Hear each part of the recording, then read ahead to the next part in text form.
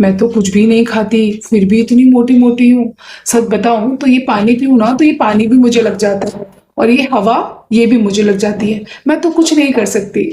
पर मैं एक सच बताऊँ, ना तो ये हवा है, ना तो ये पानी। ये है fluid retention plus nutrition imbalance. तो कभी आपने नोटिस किया कि आप सोकर सुबह-सुबह उठे और आपने जैसे ही धरती पे पैर रखा, आपके पैर में से आपके मुँह में से एक चीख निकली और आपका पैर है ना, आप ज़मीन पे नहीं रख पा रहे हो।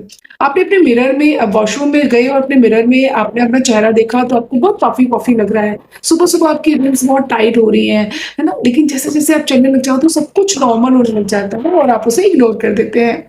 पर आप इसे इग्नोर मत करिए क्योंकि ये फैट गेन तो बिल्कुल नहीं है, ये है फ्लूइड रिटेंशन पैटर्न।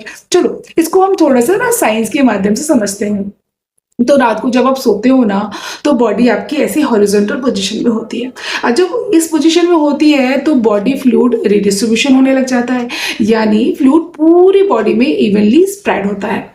जब वो स्प्रेड होता है, तो अगर आपकी डाइट में सोडियम बहुत ज़्यादा है, यानी आपने बहुत ज़्यादा प्रोसेस्ड फूड खाया है, पानी आपने बहुत कम पिया है, आपका हाइड्रेशन कम है, प्रोटीन इंटेक आपका बहुत लो है, तो बॉडी का जो फ्लूइड बैलेंस डिस्टर्ब हो जाता है ना और फ्लूइड जो है वो एक्स्ट्रा सेलुलर स्पेस में एक्यूमुलेट हो जाता है, यानी आपकी बॉडी जो है वाटर को रिटेन कर लेती है, उसे होल्ड कर लेती है और उसी का रिजल्ट होता है कि सुबह-सुबह आपको ज़्यादा पफिनेस नोटिसेबल होती है। लेकिन जैसे-जैसे आप मूव करने लग जाते हो, ब्लड सर्कुलेशन और लिम्फेटिक फ्लो जो होता है वो इम्प्रूव होने लग जाता है, जिससे ये रिटेन फ्लूइड धीरे-धीरे रीडिस्ट्रीब्यूट होने लग जाता है। इसलिए दिन में स्वेलिंग आपको कम होती है। तो ये कंडीशन टेम्परेरी ज़रूर हो सकती है, लेकिन अगर आपको ये सब बार-बार हो रहा है ना, तो प्लीज़, प्लीज़, प्लीज़ ये बॉडी आपको सिग्नल दे रही है, इसे इग्नोर मत कीजिए। बॉडी का इंटरनल बैलेंस ऑप्टिमल नहीं है, उसे बैलेंस करने की कोशिश करिए।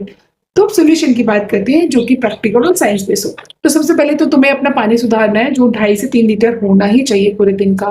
पोटेशियम रिच जितने भी फ्रूट्स एंड वेजिटेबल्स हैं ना अपनी डाइट में डालो। हर एक मील में 15 से 20 ग्राम प्रोटीन डालो और रात को एक्सेस सॉल्ट अवॉइड करो। कम से कम चीज़ें इस तरीके की खाओ। और मैंने जो ऐड किया दैट इज़ माय सेल्यूलोज। ये फाइबर गट हेल्थ को इम्प्रूव करता है, डाइजेशन को रेगुलेट करता है और ब्लोटिंग और प्लस फ्लूइड रिटेंशन जो हमारी बॉडी के अंदर होता है ना, उसको मैनेज करने में सपोर्ट करता है। तो अगर आपकी बॉडी बार-बार पानी को होल्ड कर रही है ना, तो सिर्फ पानी पीना सॉल्यूशन नहीं है। ऑनेस्टली स्पीकिंग, जब से मैंने रूटीन में सेल्यूलोज को ऐड किया है ना, मॉर्निंग पफिनेस, ब्लोटिंग जो है वो बहुत ज़्यादा डिफरेंस आ गया उसमें।